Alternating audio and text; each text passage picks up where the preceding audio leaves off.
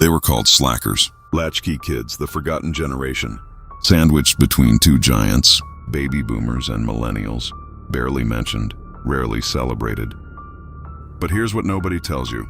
Generation X didn't just survive being ignored. They built an entire psychology around it. And that psychology? It might be the most quietly powerful mindset of the last 100 years.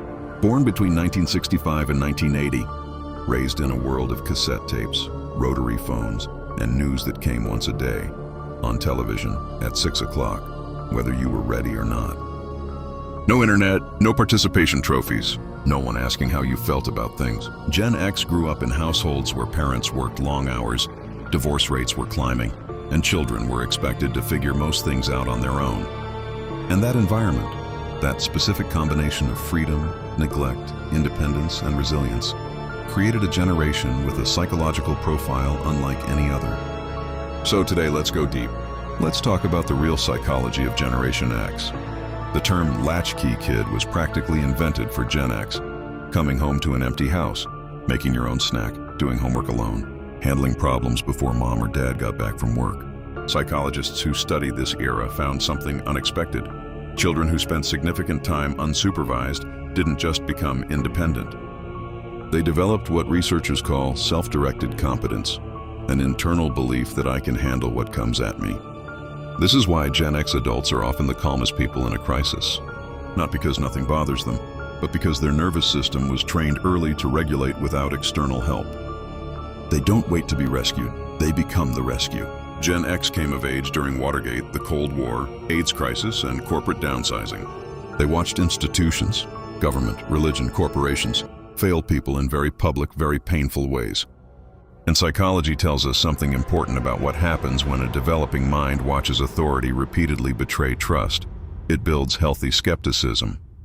Gen X doesn't follow blindly. They question, they verify.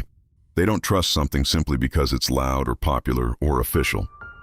In today's world of misinformation and mass manipulation, this trait isn't cynicism, it's armor. And it's one of the most psychologically protective qualities a person can have. Here is where the psychology gets tender, because self-sufficiency has a shadow side. Gen X was raised in an era that didn't talk about mental health. Feelings were private, struggles were handled quietly. Asking for help was, in many households, quietly seen as weakness.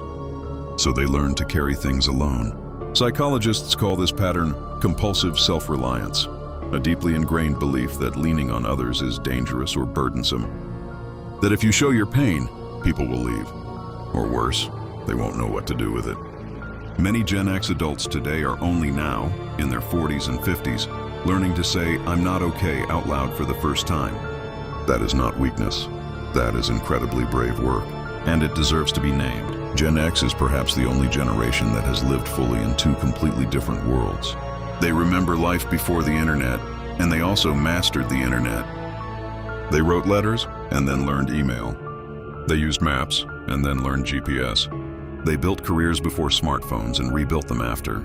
This is not a small thing. Psychologists who study adaptability say that the ability to shift mental frameworks, to let go of what worked before and adopt what works now, is one of the rarest and most valuable cognitive skills a human being can develop. Gen X does this quietly, without applause, without making it a personality trait. They just adapt, because that's what they've always done.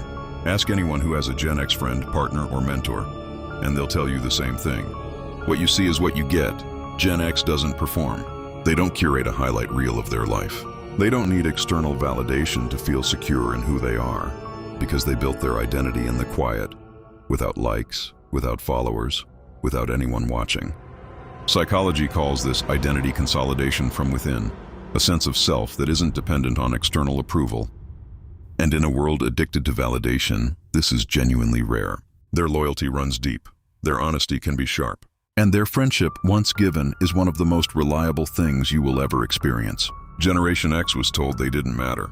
They were skipped in headlines, overlooked in boardrooms, forgotten in cultural conversations.